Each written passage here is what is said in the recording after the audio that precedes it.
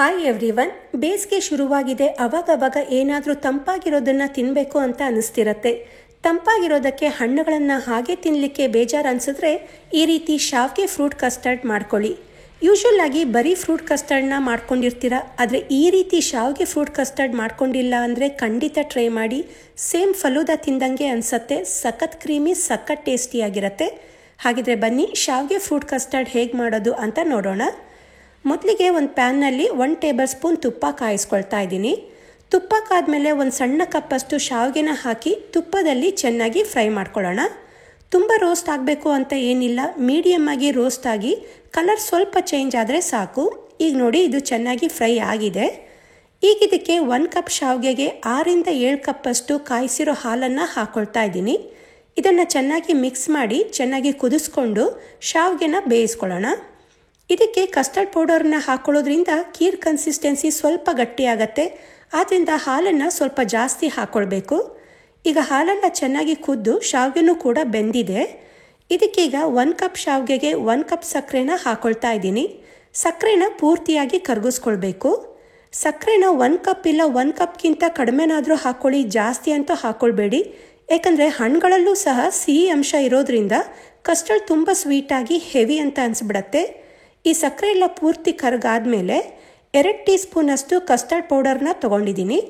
ಇದಕ್ಕೆ ನೀರು ಅಥವಾ ಹಾಲನ್ನು ಹಾಕ್ಕೊಂಡು ಗಂಟಿಲ್ದಾಗೆ ಚೆನ್ನಾಗಿ ಮಿಕ್ಸ್ ಮಾಡ್ಕೊಳ್ಬೇಕು.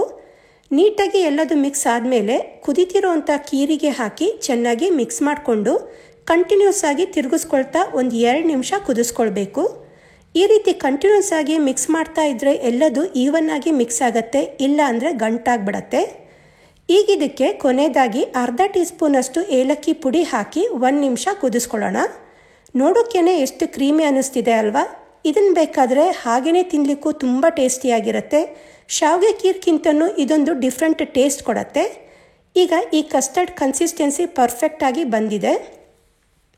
ಇದನ್ನು ಒಂದು ಸಪ್ರೇಟ್ ಬೌಲ್ಗೆ ಹಾಕಿ ಕಂಪ್ಲೀಟಾಗಿ ಕೂಲ್ ಆಗೋ ತನಕ ಸ್ವಲ್ಪ ಹೊತ್ತು ಆರಲಿಕ್ಕೆ ಬಿಡೋಣ. ಈಗ ಈ ಕಸ್ಟರ್ಡ್ ಫುಲ್ ಕೂಲಾಗಿ ಆರಿದ್ಮೇಲೆ ಕಸ್ಟರ್ಡ್ ಸ್ವಲ್ಪ ಗಟ್ಟಿ ಅನಿಸುತ್ತೆ.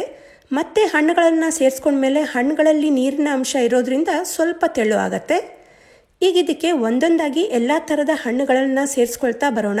ನಿಮಗೆ ಯಾವ ಹಣ್ಣುಗಳು ಇಷ್ಟನೋ ಅದನ್ನು ಹಾಕ್ಕೊಳ್ಬೋದು. ನಾನಿಲ್ಲಿ ಎಲ್ಲದನ್ನು ಚಿಕ್ಕದಾಗಿ ಹೆಚ್ಕೊಂಡಿರೋ ಸೇಬು, ಬಿಳಿ ಮತ್ತು ಕಪ್ಪು ದ್ರಾಕ್ಷಿ, ಬಾಳೆಹಣ್ಣು ಮತ್ತು ದಾಳಿಂಬೆ ಸೇರಿಸ್ಕೊಂಡಿದ್ದೀನಿ.